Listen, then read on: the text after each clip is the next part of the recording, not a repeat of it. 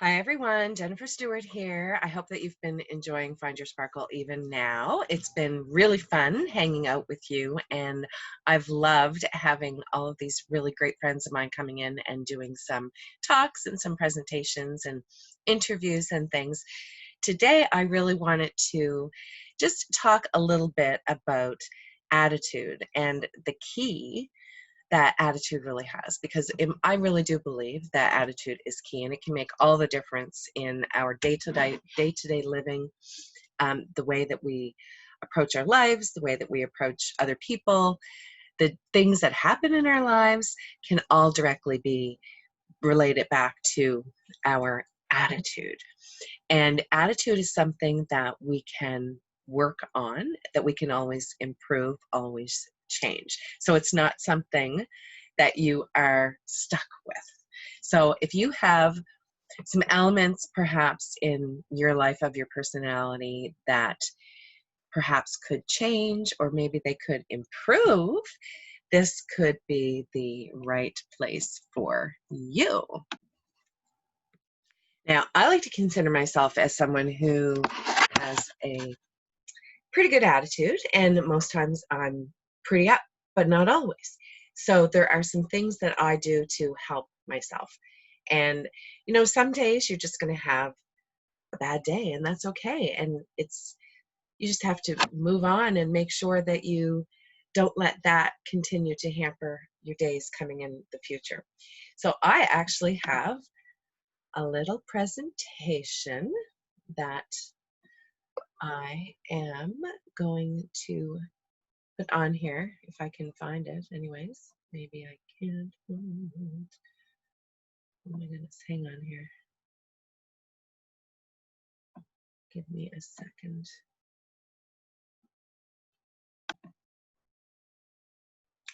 Okay, friends, so here we have attitude is key. So first, I think the best thing to do is to really define what is an attitude. And in my opinion, and I've gone through and I've kind of summarized some of the things that simplify things. So for me, the simplest thing is it's a feeling or an opinion about something or someone. And it especially is known when it's bad. People notice a bad attitude, or people notice the extreme good attitude. And there's so many things that are in between. But overall, basically, it's a feeling or an opinion. And why is it key? Well, this is pretty simple, because it is the way that we live our lives. It's how it it facilitates the quality of our life. If you are someone who has a positive attitude, you're going to have a much more enhanced positive life than those people who have maybe a negative one or not as positive of an attitude. So it really has an impact on our day-to-day lives. And that sometimes we forget about that. So whether it's good or bad, impacts what's coming into our lives. So if your attitude and your thoughts are leaning towards positive, good, high vibe things, you're going to attract more of that into your life. Conversely, if you're thinking more about all of the stuff that's going wrong, all of the things that are happening to you, all of the things that keep showing up that aren't good, well, think of it like a magnet. You're going to get more of that too. So whatever it is that you are focusing on, i.e., the thoughts that are inside of your head, the words that you use, the phrases that you do, have the mood, everything, all of those things impact your daily life, impact what comes into your daily life, overall shaping what ends up being your life. So if you think about your own life and think about different phases, think about where your mind was. What was your mindset at that time? What were the things that you were focused on? What kept coming into your life? What kept showing up? I had a friend who passed away a year and a half ago, and she used to say, "Why do I keep making the same mistakes?" And I said to her one day, because you haven't learned the lesson. You need to learn the lesson before you can move on. And that sometimes keeps people stuck too, because you do get stuck. And it's hard. Sometimes it's hard to get yourself out of whatever spiral that you're in.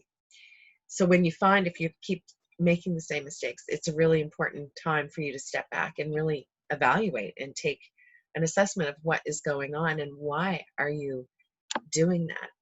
And then she asked me one day, well, what is my lesson? And I said, I have no idea. You're the only one who can figure that out, but it's worth it to take the time to do that. So I don't know about you, but I love feeling positive, light, full of love, when you're just, your whole body, everything kind of is cohesive and working really nicely together. It makes just such a difference in your life. Have you ever dreaded getting up in the morning? Maybe it was to go to a job. I lived that life for a long time. I had a few jobs that were like that were sucking the soul and the life right out of me.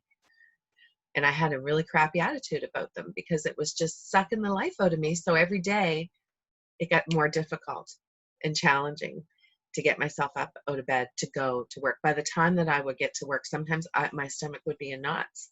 I would be ready. I felt like I wanted to vomit. My head would hurt. My hair would be falling out. So that really, really is a clear indicator that I wasn't in alignment with myself, with my authentic self, with my true calling, even with my life.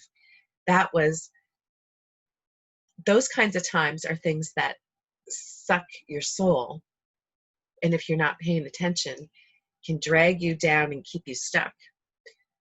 It's hard sometimes to get out, but it is possible to get out. I promise you that.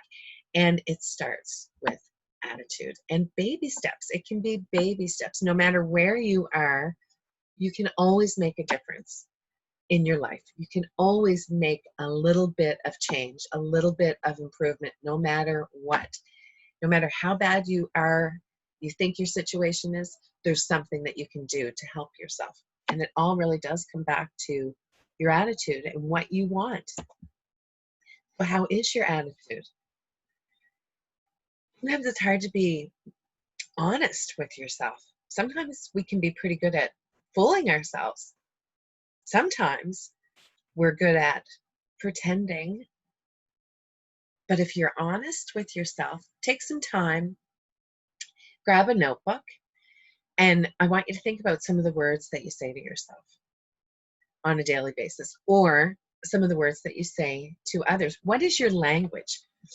And you may not be able to come up with that specifically, but think about what you say. How do you respond? How do you react? What are those general words that are coming out of your mouth? And are they building people up? Or are they tearing people down? Or are they just maybe neutral? Words are very powerful.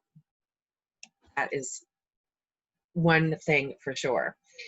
So if your life is not the way that you desire it to be, you can make a decision and decide to make a change. It's true. It's totally up to you. You can decide to make a difference. It's completely up to you because we all have free will.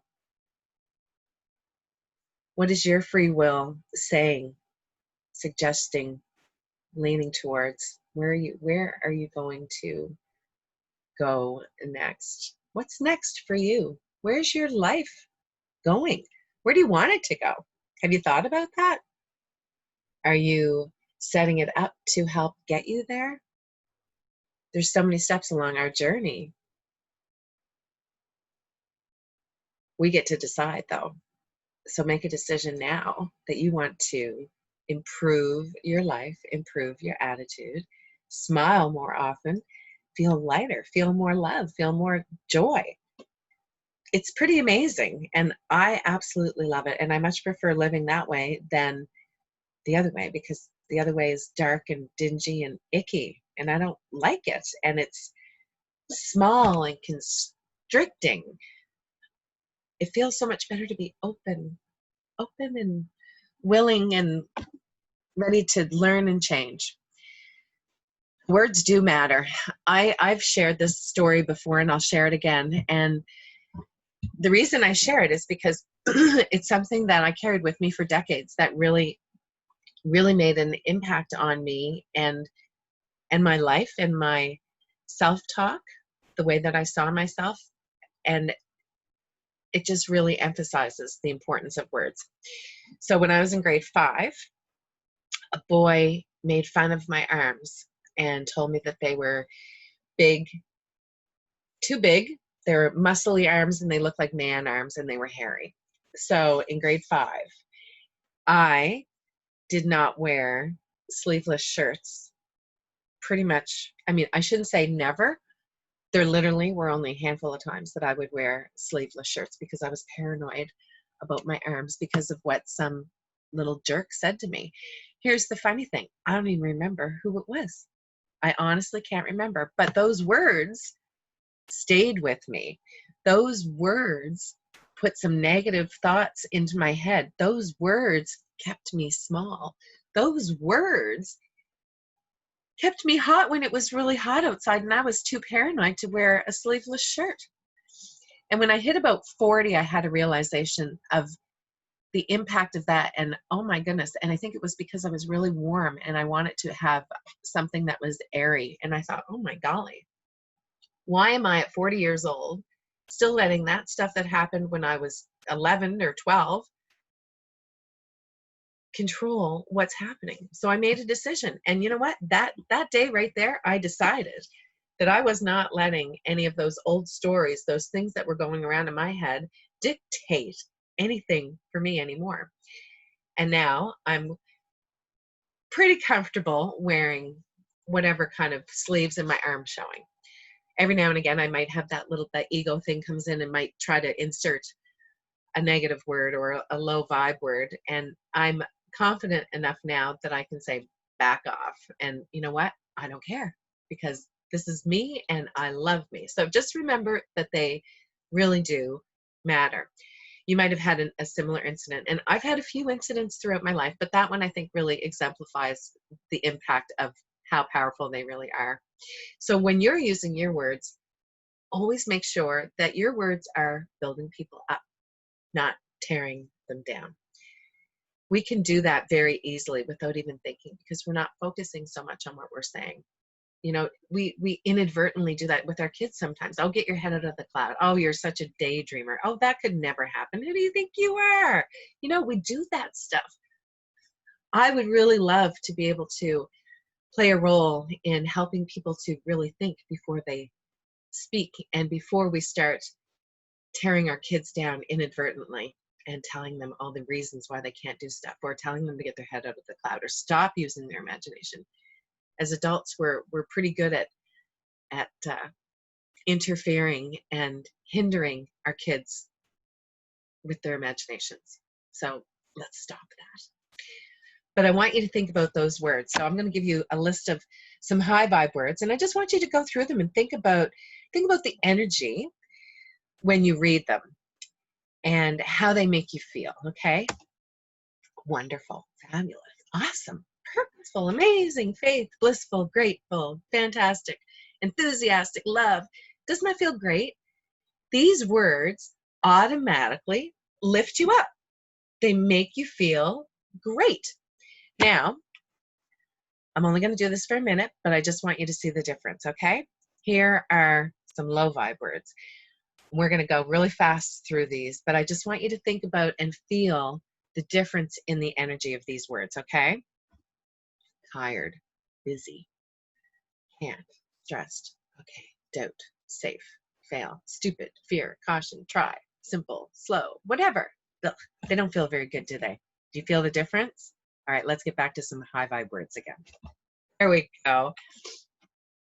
Alive, beautiful, bold, courageous, energized, dream, enjoy, fun, flow, glowing, generous, happiness, harmony. Much better, right? So let's start using more of those words because they will feed you and your soul and the energy around you. And then all of a sudden your energy is shifting and you feel much better. What are your words? Think about those. Can you think about replacing some of those words? If you did a list right now of some of the common words that you use that maybe don't carry as high vibe as we would like, now think about some words that you can replace those with. Fun, loving words that make you smile, that give you energy, that make you feel good. That's what we want. We want more of those words, less of those other low vibe words. And it is a choice, isn't it? We have control. We like to very often blame things that are outside of ourselves for the way that we are, for the way that our lives are, for the way our attitudes are. Here's a reality check. We are responsible for ourselves. Period. I know it's scary, isn't it? It's also very liberating, but it is scary. One of my favorite sayings, and I said this the other day, I've been saying it for years, so I'm not sure if I made it up or if I got it from someone else because it's been so long. You don't know what you don't know, but when you know, you can't unknow. So now that you know the impact of your words, can you make a difference in what you're saying to yourself? Will you take the time to make some change? It's worth it. I promise you, it is totally worth it. Now, I am is definitely one of the most powerful statements around. This is all of that self-talk that's happening in your head. So are you using these beautiful words? I'm loyal, I'm passionate, I'm loved, I'm enough, I'm giving, I'm valuable. All of these beautiful high vibe words. Is that what you're saying to yourself? If so, yay, you're doing awesome. If not, if you're like most of us, there's some words in there that are those low vibe words. Like, why am I such an idiot? Are you stupid? What's wrong with you? That was dumb. Oh my golly, that was so idiotic. Nobody does that stuff. You're such an idiot. Those kinds of things. Or get rid of those. Really start paying attention. And I've always got my clients to wear an elastic band and start flicking themselves because, again, awareness is key. And once you become aware and start paying attention to those words that you're saying to yourself, you may start to notice a pattern. You may start to notice, oh my golly, I can't believe how negative and how mean I am to myself. Are you loving yourself or are you berating yourself? Now, what about if someone said those things to your best friend? Would that be a good thing or a bad thing? If it's not something that you would say to your best friend, then why in the world would you ever say it to yourself? So my challenge for you is to become your own best friend if you're not already. And if you are, yay, congratulations. If not, isn't it time that you start being your own best friend? Think about what you're saying to yourself. Think about how you'd respond if someone said those things to someone that was close to you that you loved. And if you're okay with it, then that's great. If not, then there's room for change. And personally, I believe that we can change and grow incrementally a little bit every single day. I want to be a little bit better than I was yesterday. It doesn't have to be huge monumental steps, just a little tiny bit. It makes a difference. We have control over our lives, so take that back. Take back the control over your own life. Take responsibility. Stop looking at outside forces to complete you. You are enough. You have everything that you need within you. Remember that. It is a choice. Doesn't mean that it's easy, but it's doable. And I can promise you it feels way better. And that doesn't mean that you're not going to have bad days, maybe bad weeks, maybe even a bad month. But you can always pull yourself out. And the more that you get used to using positive words, the easier it will be for you to do that. I hope that that resonates with you. And I really, really encourage you to take some time, think about what your I am statements are and how you can change them to be more effective, to help you rather than to hinder you, to help you feel good, to lift you up, not bring you down. Is there room for improvement? Are there some words that could be replaced? I still have words that can be replaced. I have to catch myself all the time, but I'm aware and I recognize it. That's the big thing, becoming aware so you can make a change. So here it is about attitude. We get to decide what our attitude is. We need to start taking responsibility for it. So set an intention every day. When you get up, what is your mindset? What is your intention for the day? Is it just go on autopilot? Or do you have an intention where, you know what, today is going to be an extremely productive day. I'm going to be getting this, and this done, and I'm excited for this wonderful day. You get to decide, remember, every day. Watch your words. Always be kind. Dr. Wayne Dyer was one of my favorite, well, it still is. Thank goodness he has a legacy that we can still all get to appreciate.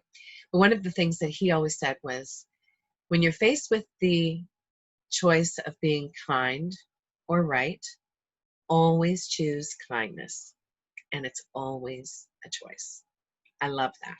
And I endeavor to live by that. So watch your words and remember to spread kindness. 3 words. This is something that I do, and I have it on my phone. So I have every couple hours 3 words to remind me of where I am, to stop, breathe, check in, check my attitude, check my words, see how everything is going. And that is a good reminder. It just comes up every couple hours. I look and it's like, oh, I get to do a little check-in. Do I need to do any adjustments? Change my energy, shift my energy, whatever. But you can do it. And how do you want to show up every day? I want to be light and bright and happy. I want to bring the joy. I don't want to be that person that people run from when you come in the room. I want to be the person that people are happy to see, that can make a difference, that can light up that room. I want to bring the light. I want to bring the joy. What are you bringing? I hope that this has served you, and I hope that it'll just give you a sense to pause for a minute and do some self-reflection and really check in with yourself. And are there any things that you can change that will impact your attitude in a positive way? Thank you so much, everyone. Thanks for joining us. We'll talk to you soon. Love you and have a fabulous day.